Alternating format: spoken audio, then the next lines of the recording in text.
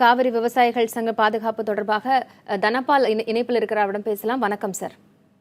வணக்கம் சார், இப்போ தமிழகத்திற்கு தண்ணீர் திறந்து விட்டு கர்நாடகத்திலிருந்து கிருஷ்ணராஜசாகர் அணையிலிருந்து தண்ணீர் திறந்து விடப்பட்டிருக்கிறது. பொதுவாக இந்த சம்பவம் இந்த பின்னணி குறித்து நீங்க எப்படி பார்க்கறீங்க?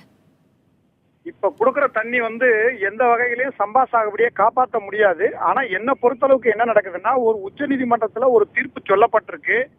நடுவர் மன்றம் அமைக்கணும், அந்த நடுவர் மன்றத்துல ஷேரிங் கமிட்டி அமைக்கணும்னு ஒரு தீர்ப்பு சொல்லி அரசாணை வெளியிட்டு அமல்படுத்த வேண்டிய மத்திய அரசு தூங்கி கொண்டிருக்கிறது, ஏமாத்தி கொண்டிருக்கிறது தான் என்னுடைய ஒரு கருத்து.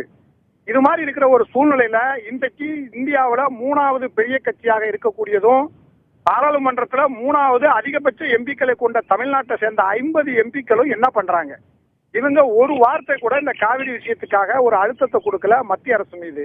அதனால இந்த அழுத்தம் கொடுக்காதவங்க, நம்மளால அனுப்பப்பட்ட மக்கள் எம்பிக்கள் இந்த தமிழக விவசாயிகளுக்காகவும் தமிழ்நாட்டுடைய நலன் கருதியும் பேசாததுனாலையும், இவங்க இருக்கிற 50 பேர் மொத்தம் மேலாவையிலையும் பாராளுமன்றத்தில் இருக்கிற 50 பேரையும் சேர்த்து இவங்க ஒரு குரல் கொடுக்காத நிலையில கூட மத்திய அரசு போதிய அளவுல முக்கியத்துவம் கொடுக்காத ஒரு நிலையில ஒட்டுமொத்த இந்தியாவோட ஐக்கியமா இருக்கக்கூடிய ஒரு மாநிலத்தோட பிரச்சனைய தீர்க்காதனால நம்ம எம்பிக்கெல்லாம் இதுக்கு அழுத்தம் கொடுக்காத ஒரு சூழ்நிலை இப்ப நம்ம மத்திய அரசினுடைய ஒரு கொடையின் கீழ் இருக்கிறதுல அர்த்தம் இல்லை.